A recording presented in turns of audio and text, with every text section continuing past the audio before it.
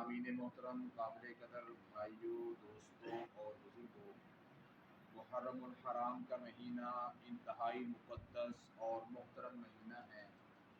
اس ماہ مبارکہ میں بہت سی ایسی رسم و رواج اور خرافات پیش کی جاتی ہیں جس کا اہل اسلام سے کسی قسم کا کوئی تعلق نہیں۔ سب سے پہلی بات تو یہ ہے کہ محرم الحرام کے مہینے کے نام کے بارے میں غلط نظریہ قائم کیا جاتا ہے کہ محرم الحرام کو محرم حرام اس لیے کہتے ہیں کہ اس میں ہر خوشی حرام ہے، ہر نیا کپڑا پہننا حرام ہے، اور انسان کے لیے اچھے کام کا کرنا یا اچھی چیز کا استعمال کرنا یا کسی نئے کام کا اجرا کرنا یا نئے مکان کی ابتدا کرنا، یہ ساری کی ساری چیزیں حرام ہیں۔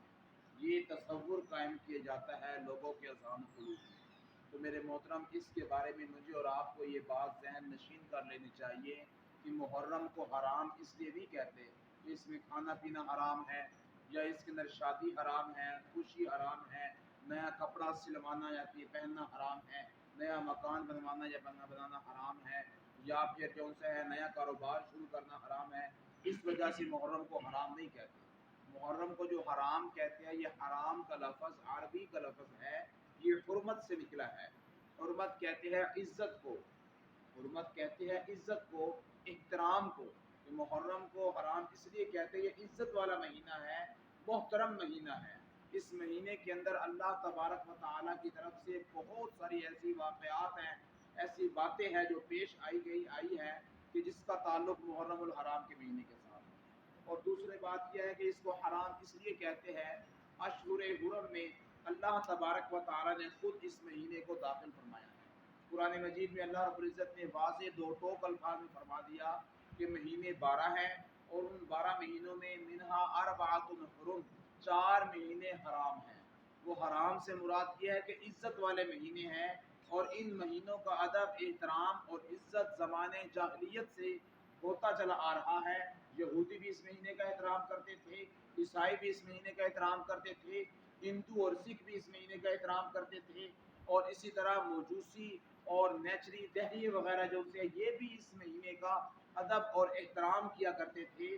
پہلے بڑی بڑی جنگیں شروع ہوتی تھی، آپس میں اختلافات شروع ہوتے تھے، جیسے یہ مہینہ شروع ہوتا تھا فوراً سارے کے سارے اختلافات رک جاتے تھے کہ ذرا ایک مہینے کے لیے صبر کر لو، اس کے بعد یہ سارے کام چلیں گے۔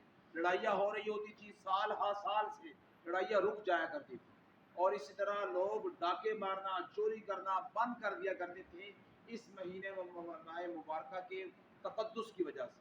تو میرے محترم، اس کو حرام اس لیے کہتے ہیں کہ یہ عزت والا مہینہ ہے، محترم مہینہ ہے، اس لیے اس کو حرام کہتے ہیں۔ اور ایک حدیث مبارکہ میں آتا ہے کہ اللہ کے نبی صلی اللہ علیہ وسلم نے اس کو شہر اللہ فرمایا کہ یہ مہینہ اللہ کا مہینہ ہے، یعنی اللہ تبارک و تعالیٰ کے ہاں مقدس مہینہ ہے، مطہر مہینہ ہے، مکرم مہینہ ہے۔ اور دوسری بات یہ ہے کہ محرم الحرام کے اندر جو لوگ کہتے ہیں کہ نیا کپڑا نہیں پہننا چاہیے، یا نیا مکان نہیں بنانا چاہیے، یا نیا کاروبار شروع نہیں کرنا چاہیے، یہ سب کے سب باتیں رسم و رواج کے ساتھ تعلق رکھتی ہے۔ اس کا اسلام سے، شریعت سے، قرآن سے، حدیث سے، ایمان سے اور پیغمبر اسلام صلی اللہ علیہ وسلم کے کردار اور آپ کی تعلیمات سے کسی قسم کا کوئی تعلق نہیں ہے، کسی قسم کا کوئی تعلق نہیں ہے۔ اللہ کے نبی صلی اللہ علیہ وسلم نے کبھی بھی کسی دن کو منحوس قرار نہیں دیا اور کسی وقت کو منحوس قرار نہیں دیا۔ سارے دن برابر ہیں، سارے دن میں خوشیاں غمیاں سب کچھ ہوتا رہتا ہے۔ تو اس میں اس لیے کسی ایک دن کو متعین کر دینا یہ درست بات نہیں ہے۔ انسان نیا کپڑا بھی پہن سکتا ہے، اور انسان نیا جو ہے مکان بھی بنا سکتا ہے، اور انسان نیا کاروبار بھی شروع کر سکتا ہے محرم کے مہینے سے، تو یہ کوئی بری بات نہیں ہے۔ اور جو لوگ کہتے تھے کل تک کہ جناب محرم کے مہینے کا نیا کپڑا نہیں سلوانا، یہ حرام ہے، یہ جائز نہیں ہے، یہ وہ نہیں ہے وہ، اور آج آپ جا کے ٹیلروں کے پاس چلے جائیں، ٹیلر جتنے بھی بیٹھے ہیں ان کے پاس چلے جائیں، وہاں پر کالے سوٹ نہ سل رہے ہو تو میرا نام بدل دیں۔ ٹیلروں کے پاس کالے سوٹ سل رہے ہیں، ویسے کہتے ہیں نیا کپڑا پہننا حرام ہے، نیا کپڑا جو ان سے ہے سلوانا بھی حرام ہے، اور اب جو ان سے محرم کا مہینہ شروع ہو چکا ہے اور کالے سوٹ سلائے جا رہے ہیں۔ یہ سارے کچھ کیا چیز ہے؟ یہ سب کا سب جو ان سے ہے شیطان کی طرف سے بنایا ہوا ایک ملما سازی ہے، لوگوں کے اذہان و قلوب کو، ان کے عقائد و نظریات کو خراب کرنے کی ایک بہت بڑی رسم ہے۔ اور اسی طرح اہل سنت والجماعت کے اندر جس وقت وہ دیکھتے ہیں کہ اہل تشیع بہت سے کام کرتے ہیں تو ان کی نقل میں آ کے بہت سے لوگ ہم اہل سنت والے بھی وہ کام کرنے لگ جاتے ہیں۔ تو میرے محترم یاد رکھیے، کسی کی مشابہت اختیار کرنا اہل اسلام کے لیے جائز نہیں ہے۔ اگر کوئی انسان غلط کام کر رہا ہے تو غلط کام کے اندر اس کی مشابہت اختیار کرنا درست نہیں ہے۔ بعض لوگ اہل تشیع نیاز حسین جو سے بانٹ رہے ہوتے ہیں، تو اہل اسلام کہتے ہیں کہ ہم نیاز حسین نہیں تو اللہ کے نام پہ ہم بانٹتے ہیں۔ اللہ کے نام پہ بانٹنے کے لیے باقی 11 مہینے ہیں، اور باقی 11 مہینے اور باقی بھی اس مہینے کے 20 دن ہیں، تو ان دنوں میں آپ بانٹ لیں۔ اگر آپ اہل سنت والجماعت سے تعلق رکھتے ہیں تو آپ کے لیے اس دن کے اندر خاص کرنا یہ بات درست نہیں ہے۔ اور باقی بات یہ ہے کہ نظر اللہ اور نیاز اللہ ہوتا ہے۔ نظر اللہ نیاز حسین کہنا یہ آدھا اسلام اور آدھا کفر ہے۔ بہت سے لوگ آپ کے دروازوں پر آئے گے، آپ اڈوں پہ چلے جائے، سواریوں میں بیٹھے، بسوں کے اندر بہت سے لوگ آتے ہیں اور ہاتھ پھیلا کے نیاز حسین مانگ رہے ہوتے ہیں۔ یہ حرام ہے، جائز نہیں ہے۔ نیاز حسین بانٹنا بھی حرام ہے، نیاز حسین کھانا بھی حرام ہے، کیونکہ غیر اللہ کے نام پہ جو ذبح کیا جاتا ہے وہ بھی حرام ہے۔ نیاز غیر اللہ کے نام پہ جو چیز بانٹی جاتی ہے وہ بھی حرام ہے۔ یہ میرا اور آپ کا مسئلہ نہیں ہے، یا میرا یا میرے استاد کا مسئلہ، یہ قرآن مجید کا مسئلہ ہے۔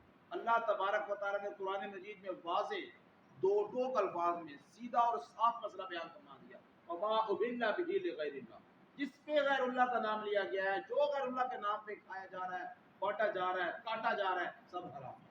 حرمت کے لفظ قرآن مجید کے اندر موجود ہے، میں حرمت علیکم المیتہ والدم ولحم الخنزیر، اور فرمایا وما اہل بہ لغیر اللہ۔ یہ ساری کی ساری چیزیں اللہ کا قرآن ہمیں مجھے اور آپ کو واضح کرتا ہے۔ اب یہ سمجھ لیجیے کہ نظر اور نیاز کیسے کس کو ہے؟ نظر کہتے ہیں منت کو۔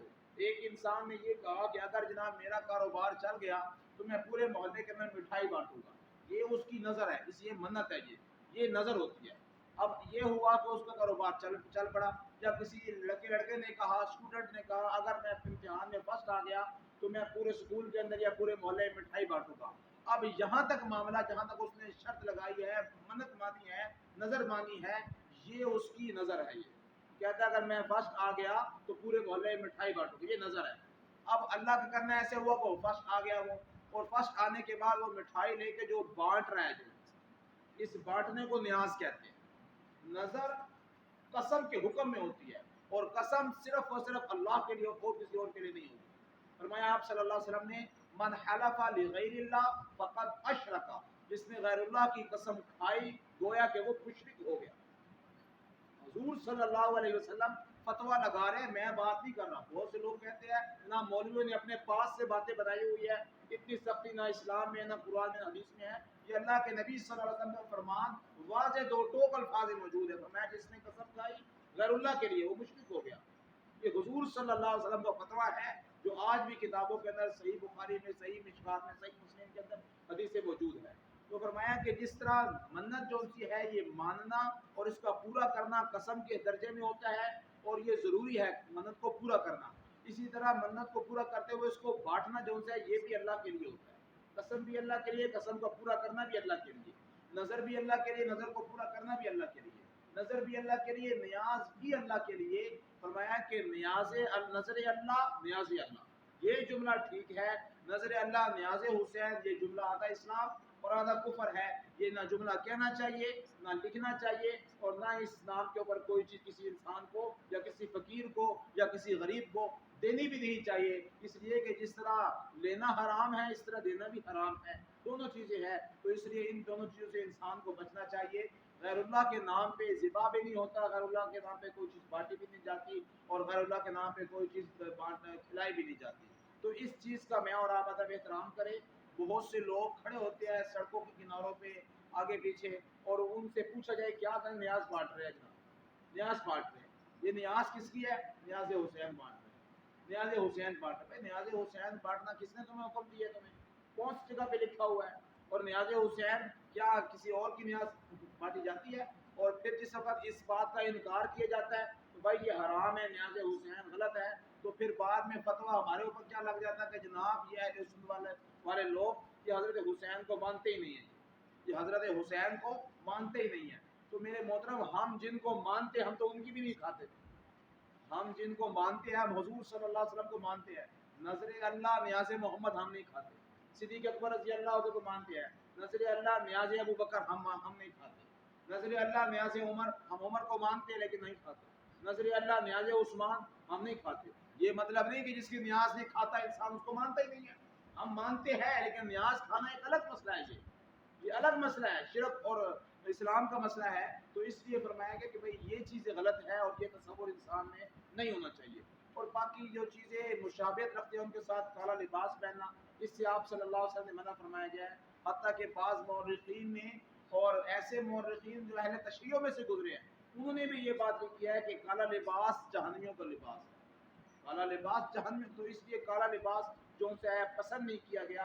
اللہ کے نبی صلی اللہ علیہ وسلم نے کبھی پہنا بھی ہے تو اس میں کوئی سفید لکیریں وغیرہ یہ چیزیں ہوا کرتی تھی، باقی جو ان سے پورا کالا آپ صلی اللہ علیہ وسلم نے نہیں پہنا۔ اور آپ صلی اللہ علیہ وسلم کا جو امامہ ہوتا تھا وہ کالا ہوا کرتا تھا، اور بسا اوقات حضرت عائشہ فرماتی ہے اس امامے کے اندر بھی سفید ڈورے ہوا کرتے تھے، ایسا کپڑا آپ صلی اللہ علیہ وسلم نے سر میں باندھا ہے۔ تو اس طریقے سے یہ کام بھی نہیں کرنا چاہیے۔ اور باقی مشابہت کے طور پہ لوگ کڑا پہنتے ہیں، کڑا، اور وہ کڑا پہنتے ہیں، اور وہ کڑا پتہ نہیں کس منت کے اوپر ہوتا ہے، اس میں کیا نظریات غلط عقائد ہوتے ہیں۔ تو میرے محترم اس لیے سب سے پہلی بات تو یہ ہے کہ مسلمان مرد کے لیے دنیا کے اندر کنگن پہننا یہ جائز ہی نہیں ہے، چاہے سونے کا ہو، چاہے چاندی کا ہو، چاہے کڑا پتل کا ہو، چاہے کہ بزرگ نے دیا ہو، چاہے وہ دم کیا ہوا ہو، چاہے وہ بواسیر کے لیے دم کیا ہوا ہے، چاہے فالج کے لیے دم کیا ہوا ہے، کڑا پہننا جائز نہیں ہے۔ یہ زیورات کی مد میں سے ہے، اور زیورات زینت عورتوں کی ہوتا ہے، مردوں کی نہیں ہوا کرتا، مردوں کی نہیں ہوا کرتا۔ اس طرح بعض لوگ جو سے ہے ایک بالی پہنی ہوتی کسی نے، ایک بالی مرد ہے ایک بالی پہنی ہوئی ہے، تو یہ بھائی عورتوں کی چیزیں ہیں، مردوں کی چیزیں نہیں ہیں۔ تو اس سے بھی انسان کو کیا کرنا چاہیے، کنارہ کشی اختیار کرنی چاہیے۔ اور باقی محرم الحرام کے مہینے کے اندر انسان کو اللہ تبارک و تعالیٰ کی طرف متوجہ ہونا چاہیے۔ اور کوئی بھی کام آپ شروع کرنا چاہتے ہیں، محرم الحرام کا مہینہ مقدس مہینہ ہے، اس میں شروع کریں بابرکت چیز، بابرکت چیز ہے، نیا کاروبار شروع کرے بابرکت چیز ہے، نیا کام شروع کرے بابرکت چیز ہے، نیا کپڑا پہنے اللہ کا نام لے کے یہ بابرکت چیز ہے۔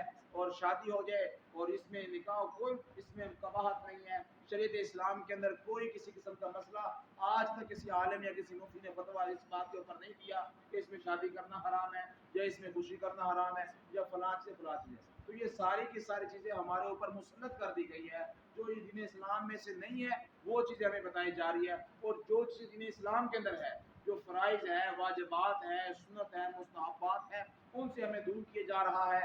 وراثت کا حق نہ کھاؤ، آج کل لوگ اس کے اوپر بات نہیں کرتے، لوگ نہ ظلم نہ کرو اس کے اوپر بات نہیں کرتے، لوگوں کو مزدوری پوری دو اس کے اوپر بات نہیں ہے، باقی سارے مسئلے مسائل ہڑپ کر دیا ہے، معاملات خراب ہو گئی، عبادات خراب ہو گئی، اور جو مسئلے نہیں بتانے کے ہیں، محرم میں فلاں کر لو، یہ کر لو، اون پٹان چیزیں، تو اس کے اوپر جو ہے پورے لوگ بیانات کر رہے، تو یہ چیزیں میری محترم غلط ہے۔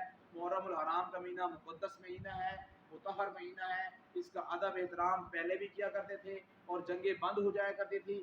آپ صلی اللہ علیہ وسلم کے ابتدائی دور میں اس کا ادب احترام باقی رہا، بعد میں آپ صلی اللہ علیہ وسلم کے آخری دور میں جب آپ صلی اللہ علیہ وسلم کی وفات سے 5-6 سال پہلے فرمایا کہ اس کی وہ حرمت جو پہلے سے چلی آ رہی تھی وہ ختم ہو چکی ہے، باقی اتنا ہے کہ اس کا ادب احترام ابھی بھی باقی ہے۔ باقی مہینوں میں عبادت کرنا، ذکر کرنا، نیک عمل کرنا کم ثواب ہے، ان مہینوں کے اندر نیک عمل کرنا یہ زیادہ ثواب ہے۔ کتنا زیادہ ثواب ہے؟ 70 گنا، 10 گنا بھی، یہ آپ صلی اللہ علیہ وسلم نے صراحت اور وضاحت نہیں فرمائی ہے۔ تو اس لیے میرے محترم ان تمام مسائل کو سمجھنا بھی چاہیے اور ان چیزوں کو عام بھی کرنا چاہیے، اور کوئی غلط کام کر رہا ہے تو اس کو غلط کام سے روکنا بھی چاہیے۔ اور آخری گزارش یہ ہے کہ بعض لوگ جو ان سے ہے ماتم اور ہائے وائے اور اس جگہوں پہ جا کے یہ چیزیں لوگ دیکھتے ہیں اور دیکھنے کو بڑا اہتمام کرتے ہیں، مارنے والے کم ہوتے ہیں اور ان کے مسلک والے بھی وہاں پہ کم ہوتے ہیں، ہمارے مسلک والے جو دیکھنے والے جو ہوتے ہیں وہ زیادہ ہوتے ہیں۔ یاد رکھیے جس طرح زنا حرام ہے اس کا دیکھنا بھی حرام ہے، شراب پینا حرام ہے، شراب پیتے ہوئے انسان کو دیکھنا بھی حرام ہے، اسی طرح یہ بھی حرام چیز ہے اور اس کو دیکھنا بھی جو سے حرام ہے۔